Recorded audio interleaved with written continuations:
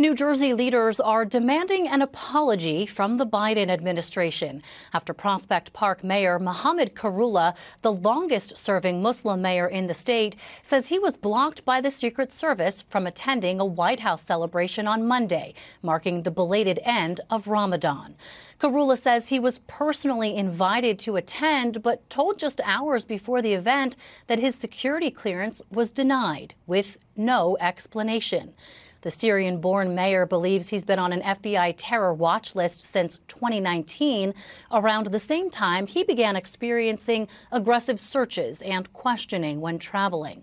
He's calling on the Biden administration to disband the list of what he calls a racist policy. Governor Murphy says his office reached out to the White House but hasn't gotten any answers. Mayor Karula is a close friend of the governor and was at an Eid celebration at Drumthwacket on Saturday.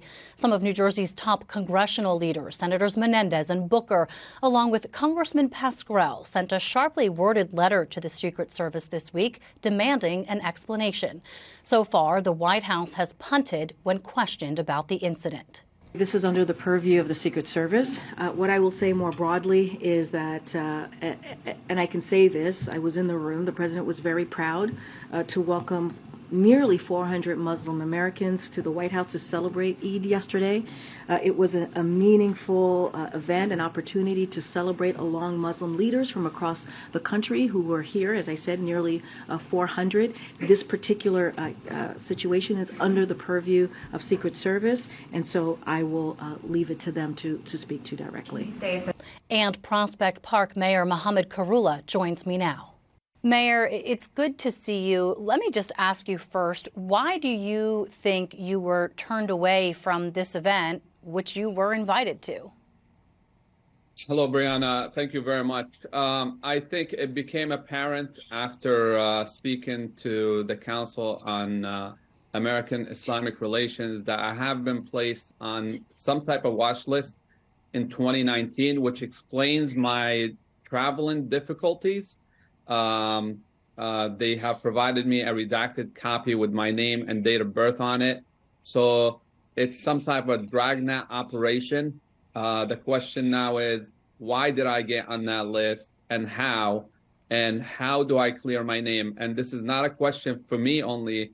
This is a question for 1.5 million other people who are on this list. The list you're referring to, of course, is this secret FBI terrorist watch list, which documents were released, leaked, really, showing some of those names. Do you then believe that this is an issue of racial profiling?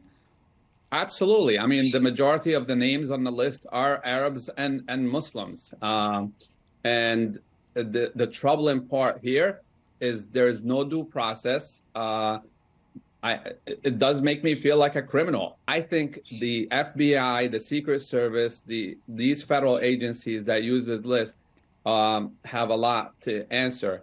And I think our president is the only person who has the power now to disband this list or revamp it in a way that it doesn't trap innocent people and destroys their lives. Well, yeah, I mean, describe for us what that has been like in terms of, as you said, traveling difficulties and other times when you feel you've been pinpointed.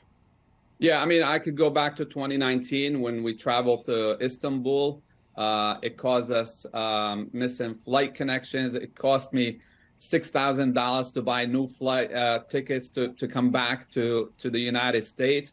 And somehow, as I was the last person to leave the plane with my family, agents were at the gate saying, "You've been selected randomly." I mean, it can't get more hilarious than this. And then when I'm being interviewed by an agent, I get a flat out question, and I quote, "Did you meet with any terrorists?" What am I supposed to answer? It's ridiculous. And then when I come back from Canada driving, I get detained in a glass room where my 4-year-old daughter is asking me why I can't get to you. I was locked in front of my family, in front of people. It's humiliating, and we are owed answers at this point by our government. Yeah. What beyond answers and an apology are you looking for from the Biden administration?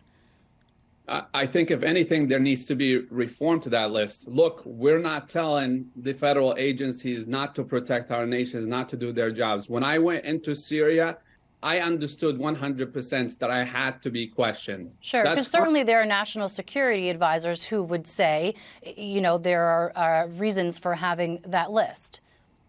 Absolutely. But it's not a smart list. Here's the thing. I've met presidents. I've met high elected officials. I've met presidents of other countries.